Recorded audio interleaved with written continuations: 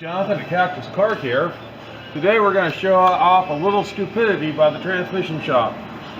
So, Mr. Joey brought this to me as a no start, and he figured out, oh, this is the starter. The starter's no good here. So he brought me a starter, and we installed it. Well, this one doesn't start either.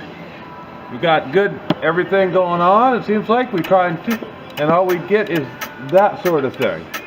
It doesn't move the starter or anything else. So what we did is we took a look around, and we noticed that they didn't install a few things. So like this ground. So the next thing you do is you take your power probe and see what kind of reading you get. So this is supposed to read 0 and it's reading 6.5 volts.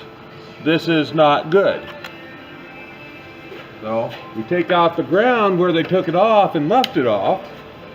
We pulled the nut off of, pulled the nut right here, pulled the nut off the transmission right there, and we installed the ground right on there.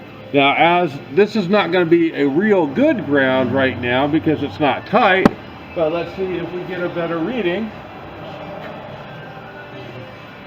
A better reading right now. So we put the same thing on. Now we get 0.0 like we're supposed to. We come up here to the starter, and there we have it.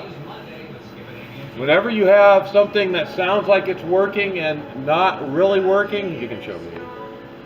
Whenever you have that going on, check all your ground points, and we use a power probe because this is already powered, and then check to see what this reads. If this reads voltage, anything over 0.2 or 0.3 is bad. So you need another ground, and you need to run that properly. So now that we have that going on, we've just fixed the starter problem. And if he had brought it to me in the first place, we would have fixed it without replacing the starter. Cactus Car Care out.